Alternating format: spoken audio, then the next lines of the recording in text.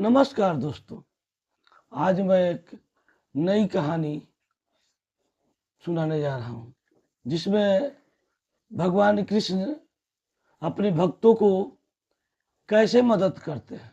भगवान हमेशा अपने भक्तों को मदद करते हैं, वचनबद्ध होते हैं वो अपने भक्तों की रक्षा करने के लिए, क्योंकि भगवान को भक्त ही नचाते रहते हैं। भगवान पर विश्वास जो करता है, जो भगवान पर विश्वास करता है, भगवान उसके हर संभव मदद करते हैं। एक छोटी सी कहानी है, आप लोग शुरू से अंत तक सुने, बहुत मजा आएगा। कैसे भगवान अपने भक्तों की रक्षा करते हैं, इस कहानी के माध्यम से आप लोग समझेंगे और बड़ा मजा आएगा। कुरुक्षेत्र में युद्ध के लिए दोनों बगल सेनाएं सज रही है, आवागमन की तैयारी हो रही है, युद्ध की सारे तरह के व्यवस्था हो रहा है। इसी बीच जंगलों को तोड़ा जा रहा है और जंगल को हाथी उखाड़ उखाड़ के फेंक रही है। जंगल को उखाड़ने के लिए जो जगह समतल बनाने के काम दिया जा रहा है वो हाथी को माध्यम से हो रहा है और हाथी आसानी से कर रही है, कोई दिक्कत नहीं है। इसी बीच एक गौरैया होती है जो अपने छोटे छोटे बच्चे होते हैं, हाथी उसके पेड़ को उखाड़ती है और उसके घोंसले से उसके 4-5 बच्चे गिर जाते हैं। वो चारों बगल देखती है कि बच्चे उड़ नहीं सकते हैं और वो चारों बगल नज़र घुमा के देखती है तो कहीं कुछ नहीं नज़र आता है। देखती है कि भगवान कृष्ण अर्जुन के साथ खड़े हैं। उन्होंने तुरंत गौरैया ने भगवान कृष्ण के पास पहुंचती है और विनती करती है कि हे कृष्ण, मेरे छोटे छोटे बच्चे हैं, उनको बचा दीजिए। और उसके बारे में छोटे छोटे पंख से फड़फड़ाते हुए जैसे ही कृष्ण के पास पहुंचती है, पहुंचकर कृष्ण से और गौरैया के क्या संवाद होता है उस संवाद को ध्यान से सुने, बड़ा मजा आएगा कि कैसे भगवान अपने भक्तों को हर मनोकामना पूर्ण करते हैं और हर बात सुनते हैं। हम उनकी बात समझ नहीं पाते हैं। अर्जुन भी बगल में रहते हैं लेकिन अर्जुन समझ नहीं पाते हैं गौरैया और भगवान कृष्ण की संवाद को। और संवाद इस तरह से है कि गौरैया भयभीत होते हुए मदद के लिए इधर उधर देखती है और कृष्ण अर्जुन के साथ देखकर वहां पहुंचती है। भगवान कृष्ण रथ पर बैठे होते हैं और गौरैया भी वहीं पंख फड़फड़ाते हुए पहुंचती है और भगवान कृष्ण के पास पहुंचकर कहती है, हे कृष्ण, मेरे बच्चों को बचाने के लिए बचाइए, क्योंकि लड़ाई शुरू होने पर कल उन्हें कुचल दिया जाएगा।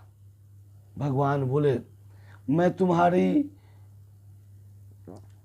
बच्चों को भगवान बोले, मैं तुम्हारी बात सुन रहा हूँ लेकिन मैं प्रकृति के कानून में हस्तक्षेप नहीं कर सकता हूँ। गौरैया ने कहा, भगवान, मैं जानती हूँ कि आप मेरे उद्धार करता हैं। मैं अपने बच्चों के भाग्य को आपके हाथ सौंपती हूँ।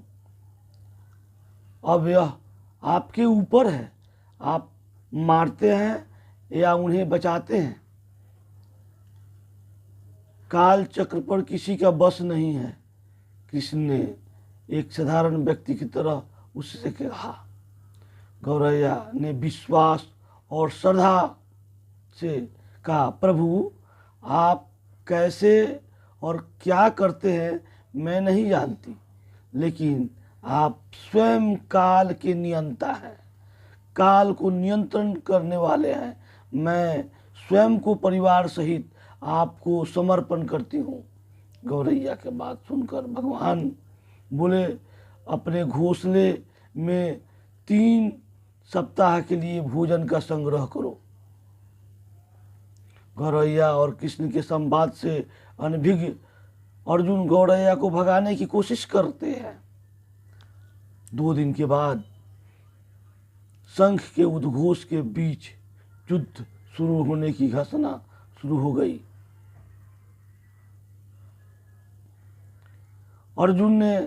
कृष्ण ने अर्जुन से कहा कि अपनी धनुष बाण मुझे दो। अर्जुन चौंका, क्योंकि कृष्ण ने युद्ध में हथियार नहीं उठाने की शपथ ली थी। साथ ही अर्जुन मानता था कि वही सबसे अच्छा धनुर्धर है। अर्जुन ने बोला, मुझे आज्ञा दे भगवान। अर्जुन ने दृढ़ विश्वास के साथ कहा, मेरे तीरों के लिए कुछ भी अवैध नहीं है। लेकिन अर्जुन ने धनुष लेकर कृष्ण ने एक हाथी को निशाना बनाया और तीर हाथी के गले की घंटी से टकराया और एक चिंगारी सी उड़ी। अर्जुन ने देखकर अपनी हंसी रोक नहीं पाया कि कृष्ण एक आसान सा निशान चूक गए। भला ऐसे हो सकता है कि भगवान कृष्ण से कोई निशान चूक जाए? लेकिन कहानी तो कुछ और थी। अर्जुन ने बोला, क्या मैं एक प्रयास करूं? स्वयं को प्रस्तुत किया। उसकी प्रतिक्रिया को नज़रअंदाज करते हुए कृष्ण ने उन्हें धनुष वापस देकर कहा कि कोई और कार्रवाई करने की आवश्यकता नहीं है। भगवान कृष्ण को कोई दिखाना नहीं था, उनको बताना नहीं था कि हम क्या करने जा रहे हैं। फिर भी अर्जुन उत्सुकता में थे और अर्जुन को धनुष बाण सौंपते हुए भगवान कृष्ण ने कुछ नहीं बोला। लेकिन केशव, तुमने हाथी को क्यों तीर मारा? अर्जुन ने पूछा। क्योंकि हाथी ने उस गौरैया के आश्रय को, घोंसले को, जो कि एक पेड़ पर था, उसको गिरा दिया था। कौन सी गौरैया? अर्जुन ने पूछा। इसके अतिरिक्त हाथी तो अभी स्वस्थ है और जीवित भी है, केवल घंटी ही टूटकर गिरी है। श्री कृष्ण ने उसे शंख फूंकने को निर्देश दिया। युद्ध शुरू हुआ। अगले 18 दिनों में कई जाने गई और अंत में पांडवों की जीत हुई। एक बार फिर कृष्ण अर्जुन को अपने साथ सुदूर क्षेत्र में भ्रमण करने के लिए ले गए। कई सौ अभी भी वहाँ हैं जो उनके अंतिम संस्कार का इंतजार कर रहे थे। कृष्ण एक निश्चित स्थान पर रुके और एक घंटी जो कि हाथी पर बांधी गई थी, उसे देखकर विचार करने लगे। अर्जुन, क्या मेरे लिए यह घंटी उठाकर एक तरफ रख दोगे? निर्देश बिल्कुल सरल था, परंतु अर्जुन के समझ में नहीं आया, क्योंकि विशाल मैदान में जहाँ बहुत सी अन्य चीज़ों को साफ करने की ज़रूरत थी, वहाँ कृष्ण उसे धातु के एक छोटे से टुकड़े को रास्ते के लिए क्यों कहेंगे, हटाने के लिए क्यों कहेंगे, रास्ते से हटाने के लिए क्यों कहेंगे? उसने प्रश्नवाचक दृष्टि से उनकी ओर देखा। समझ नहीं पाया कि भगवान कृष्ण की क्या नियति थी। हाँ, यह घंटी, कृष्ण ने दोहराया, वही घंटी है जो हाथी की गर्दन पर पड़ी थी और मैंने तीर मारा था और घंटी गिर गया था। अर्जुन बिना किसी और सवाल के भारी घंटी उठाने के लिए झुका और जैसे ही उसे उठाया तो देखा 1, 2, 3, 4 और 5 जुआ पक्षी और एक गौरैया उस घंटी के नीचे से निकले। बाहर निकलने के निकल के माँ और छोटे पक्षी श्री कृष्ण के इर्द गिर्द मंडराने लगे। मंडराते हुए आनंद से उनकी परिक्रमा करने लगे। 18 दिन के बाद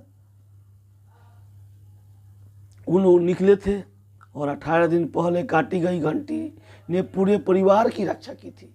भगवान कृष्ण ने कैसे एक गौरैया को विनती मानकर उनके परिवार की रक्षा की, ये गौरैया समझती है कि गौरैया ने अपने पूरे परिवार की रक्षा के लिए भगवान कृष्ण को समर्पित कर दिया था। भगवान को अगर कोई भी समर्पित करता है, भगवान उसी तरह से रक्षा करते हैं। 18 दिन के बाद जो दृश्य था वो अर्जुन समझ गए कि गौरैया के पूरे परिवार की रक्षा भगवान कृष्ण ने की थी। अर्जुन समझ गए और बोले, मुझे क्षमा करे कृष्ण। अर्जुन ने कहा, आपको मानव शरीर में देखकर और सामान्य पुरुष की तरह व्यवहार करते हुए मैं भूल गया था कि आप वास्तव में कौन हैं। आप ब्रह्म परमेश्वर हैं। हम समझ नहीं पाए थे। तभी हम भी तब तक इस घंटी के खर रूप में परिवार के साथ अन्न जल ग्रहण करते हुए प्रभु के प्रति आस्था रखते हुए विश्राम करें, जब तक हमारे लिए उठाई ना आ जाए। जिस दिन जिसकी उठाई आ जाएगी उसी दिन जाएगा, लेकिन भगवान कृष्ण पर जिसका आशीर्वाद होगा उसका काल भी कुछ नहीं कर सकता है। इसलिए हमेशा हमें भगवान को समर्पित कर देना चाहिए। भगवान हमेशा रक्षा करते हैं। धन्यवाद दोस्तों। भगवान पर विश्वास रखें, भगवान आपकी मनोकामना पूरा करेंगे और आपकी हर मनोकामना उसी तरह से पूरा करेंगे जैसे एक छोटे से गौरैया के लिए भगवान ने उस तरह के रचना रची। उस घंटी रूपी घर में कैसे 18 दिन उनके बच्चों की रक्षा की, वो अर्जुन समझ गए थे। इसलिए हमें भगवान को लाख लाख शुक्र होना चाहिए और हमें उनसे विनती करना चाहिए कि हमें भी अपने आश्रम में ले लें और हमारी भी रक्षा उस गौरैया की तरह करें। धन्यवाद दोस्तों।